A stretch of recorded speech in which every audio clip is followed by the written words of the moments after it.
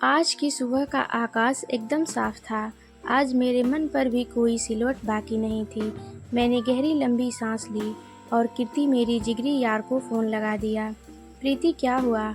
आज सुबह सुबह कैसे याद किया?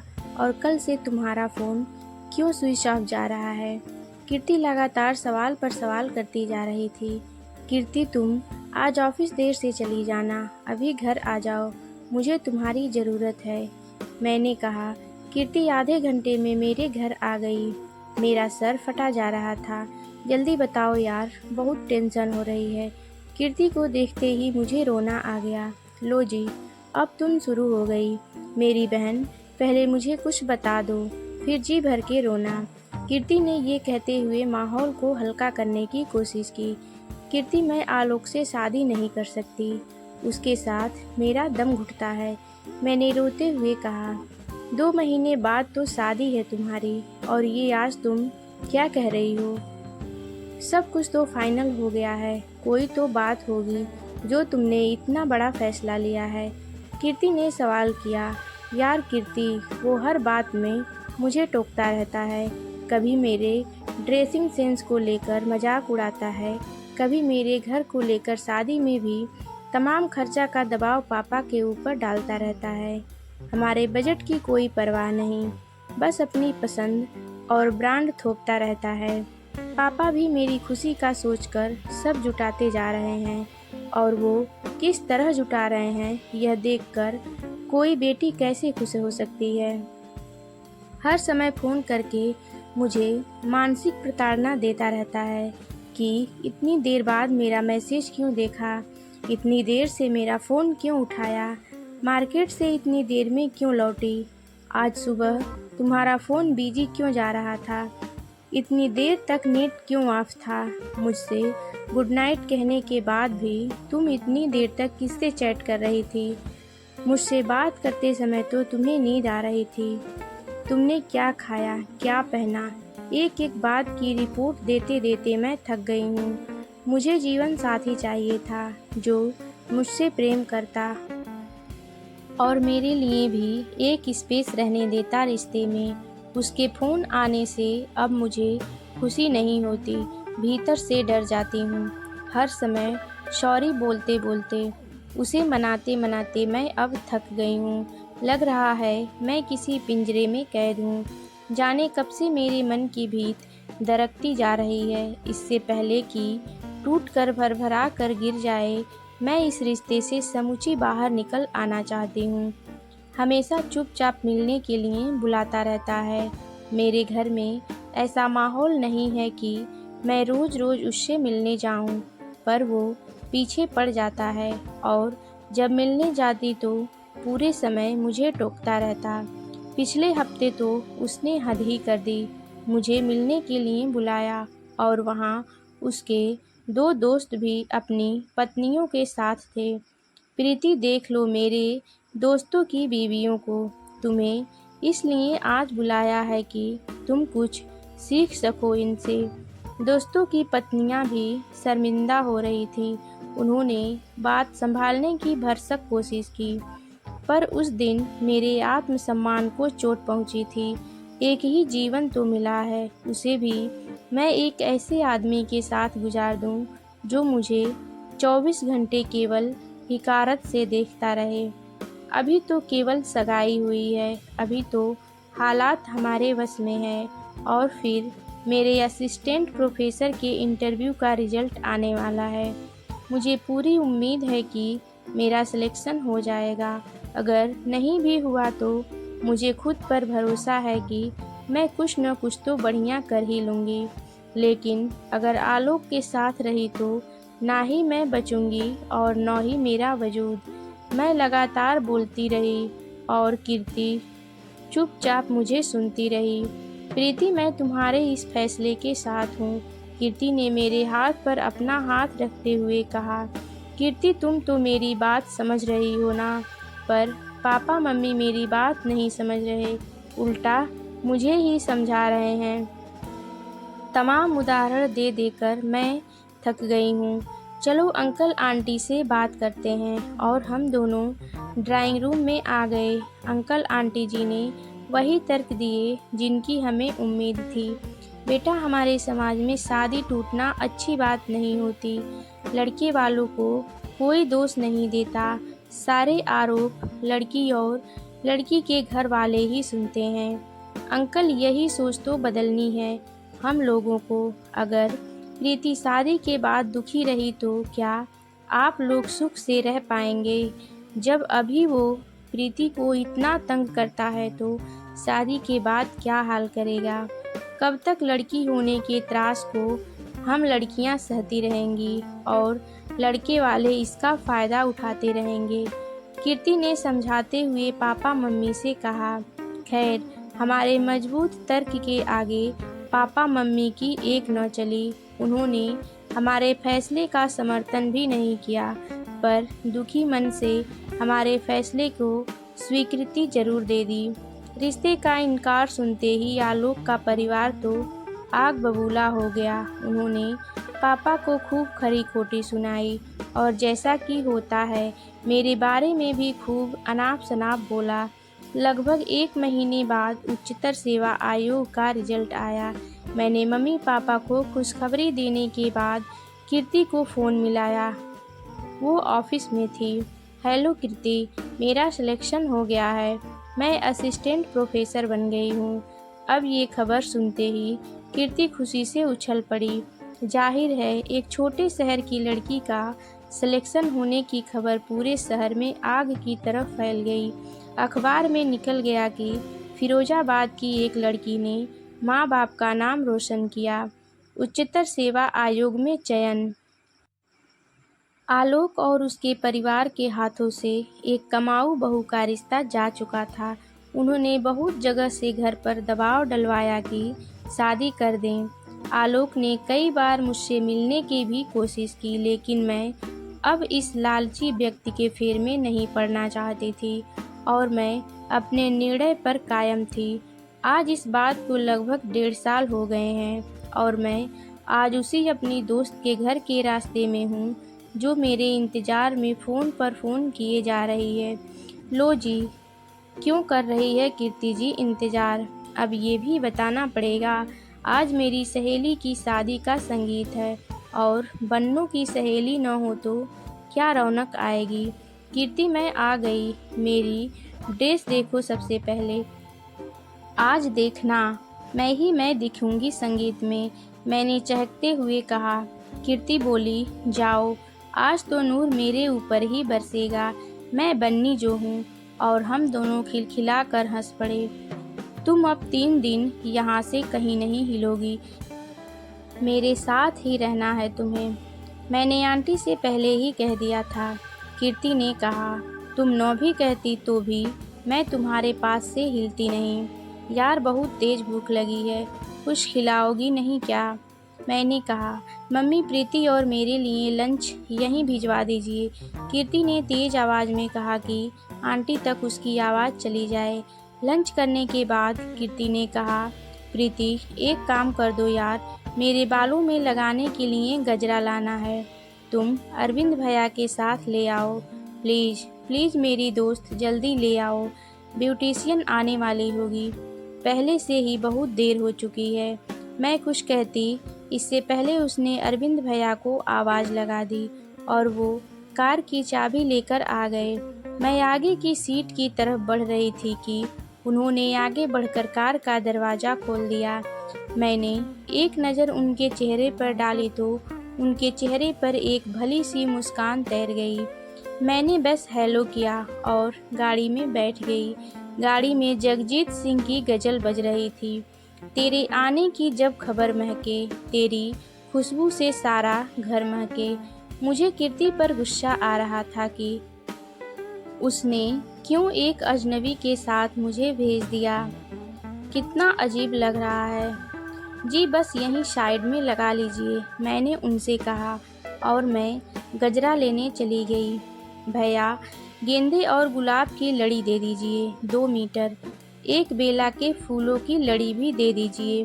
पीछे आवाज़ की तरफ मुड़ी तो देखा अरविंद जी फूलों की दुकान पर आ चुके थे। 2 मीटर काफ़ी रहेगी। उन्होंने मुझसे पूछा, जी मुझे क्या पता कि आपको कितनी चाहिए होगी। मैंने तुनकते हुए कहा, भैया जितनी मैडम ने ली है उतनी ही मुझे भी दे दीजिए। इतना कहकर उन्होंने पैसे पूछे और आगे बढ़कर दे दिए। जाने क्या था उस चेहरे में कि मेरा मन उस चेहरे और सादगी के आकर्षण में बंधता जा रहा था। गाड़ी के शीशे बंद थे तो फूलों की खुशबू पूरी कार में घुलने सी लगी। रास्ते में हम दोनों ने अल्फाजों में तो बात नहीं किए, लेकिन हम दोनों के मन चुपके से थोड़े थोड़े जुड़ने लगे थे। घर पास में ही था। मैं कीर्ति का गजरा लेकर उतरने लगी तो अरविंद जी बोले, सुनिए। मैं पीछे पलटी, जी ये गजरा आपके लिए, मना मत कीजिएगा, ले लीजिए। मन न हो तो न पहनिएगा। अरविंद जी की आवाज़ ऐसी लग रही थी मानो दूर पहाड़ों से पानी का कोई मीठा सोता बहता हुआ आ रहा हो। एकदम पवित्र, एकदम उजला। मैंने गजरे ले तो लिया, पर फिर खुद से ही जिरह करने लगी कि क्या सोच रहे होंगे वो मेरे बारे में, और मैंने क्यों ले लिया। मैंने तो आज तक गजरा लगाया भी नहीं। जाने दो, मुझे क्या। प्रीति मेरा लहंगा देखो, ज़्यादा ब्राइट तो नहीं लग रहा। कीर्ति की आवाज़ से मेरा ध्यान टूटा। अरे नहीं, बहुत प्यारा लग रहा। मैंने कहा, कीर्ति मैं भी जल्दी से चेंज कर लूँ। अपनी ब्यूटिशियन से कहना कि मेरा हेयर स्टाइल भी बना देगी। हाँ हाँ, क्यों नहीं, कीर्ति ने कहा। सुषमा मेरी दोस्त का ऐसा हेयर स्टाइल बनाना कि आज कोई फूल अटक जाए मेरी दोस्त के दिल में, मतलब बालों में। मुस्कुराते हुए जब कीर्ति ने कहा तो जाने क्यों अरविंद जी का चेहरा मेरी आंखों के सामने आ गया। मैंने झट अपने ख्यालों को झटक दिया, क्योंकि बीते समय की धूल अब तक मेरे मन पर पड़ी हुई थी। मैंने लाल रंग का कुर्ता और शरारा पहना था। लाल मुझे बहुत पसंद था और यही वो रंग था जिसको आलोक ओल्ड फैशन कहते हुए मुझे जलील किया करता था। कानों में बड़े से ईयररिंग्स पहन लिए थे, गले में हल्का सा सेट, हाथों में लाल चूड़ियाँ, और अब बाल भी बना दिए थे सुषमा ने। दीदी आप एक बार शीशा देखकर चेक कर लो अपना हेयर स्टाइल, सुषमा ने कहा।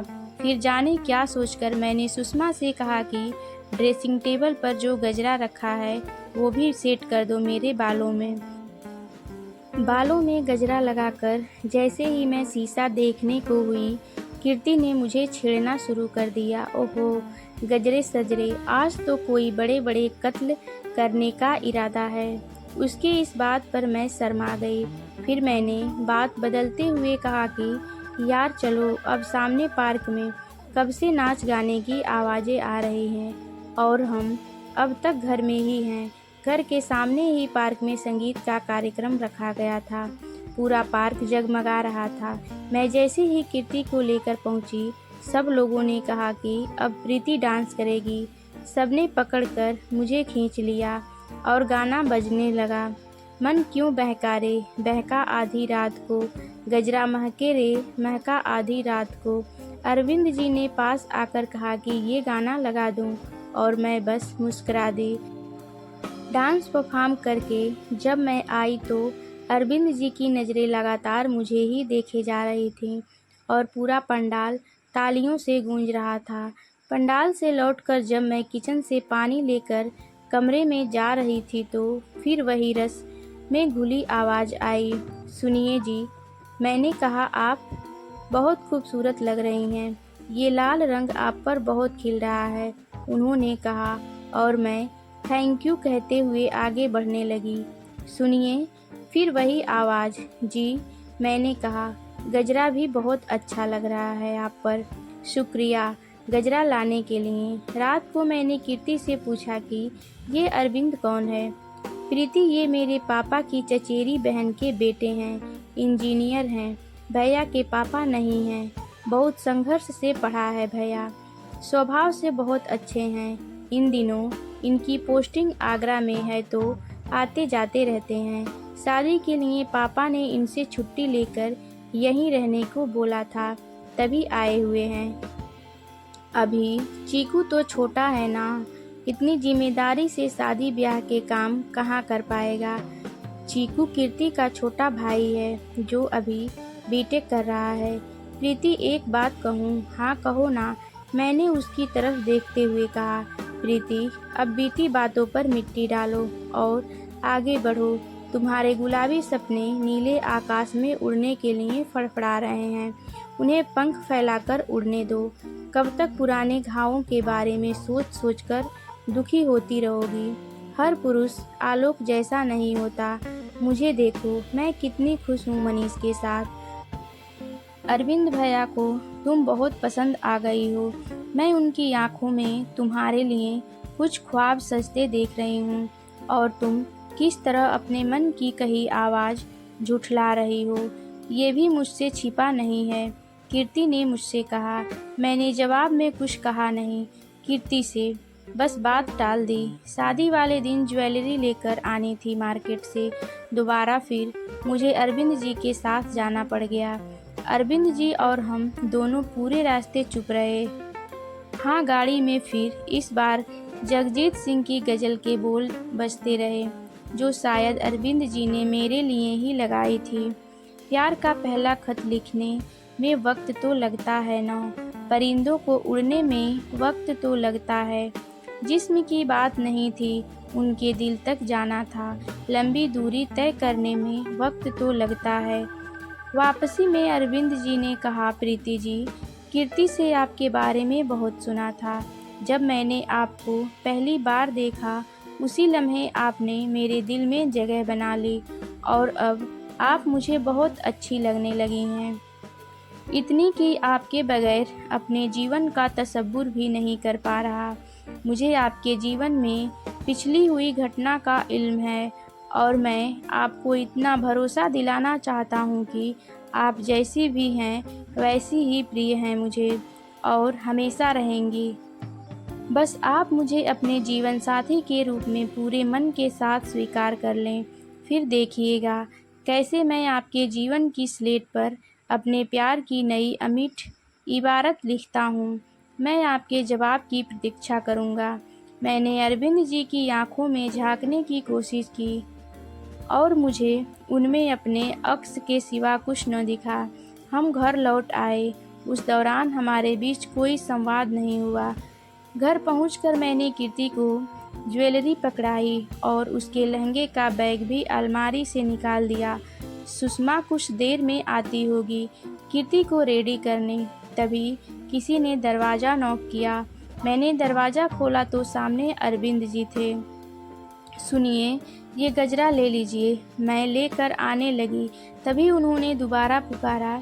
सुनिए, उनकी इस बार की पुकार में जाने क्या था, जैसे लगा कि बस ये आवाज़ मेरे कानों में जीवन भर घुलती रहे।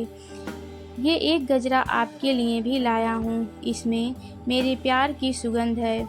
अगर आपको मेरा प्रस्ताव स्वीकार है तो आप इसे पहन लीजिएगा।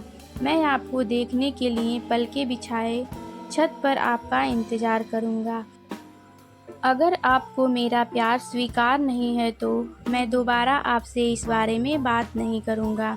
समझ जाऊँगा कि मेरे प्यार और मुझ में ही कुछ दोष होगा जो आपका दिल जीतने में मैं नाकामयाब रहा।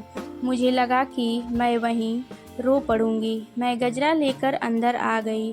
कीर्ति मुझे देखते ही आँखों आँखों में सवाल करने लगी। मैंने भी आँखों आँखों में अपने प्यार का इकरार कर दिया। बारात आने में अभी समय था। सब लोग द्वार चार तिलक आदि की तैयारियों में व्यस्त थे। मैं तैयार होकर गजरा पहनकर छत की तरफ चल दी। वहाँ अरविंद जी बेचैनी से टहल रहे थे। मेरे बालों में गजरा देखकर मुस्कुरा दिए। कैसी लग रही हूँ मैं? कुछ कहेंगे नहीं? मैंने उनकी आंखों में देखते हुए कहा। मेरे कंधों पर दोनों हाथ रखते हुए वे बोले, इतनी खूबसूरत कि जी कर रहा है कि आज ही चांद की गवाही में आपको अपना बनाकर अपने घर ले जाऊं। तुम इंतज़ार करना, अगले हफ्ते ही मैं अपनी माँ के साथ आऊँगा तुम्हारे घर और जल्द विदा कराकर ले जाऊँगा तुम्हें अपने पास। खुले आकाश की चादर तले हम दोनों एक दूसरे का हाथ थामे मुस्कुरा रहे थे। एक अरसे बाद मेरा मन भी मुस्कुरा रहा था मेरे साथ।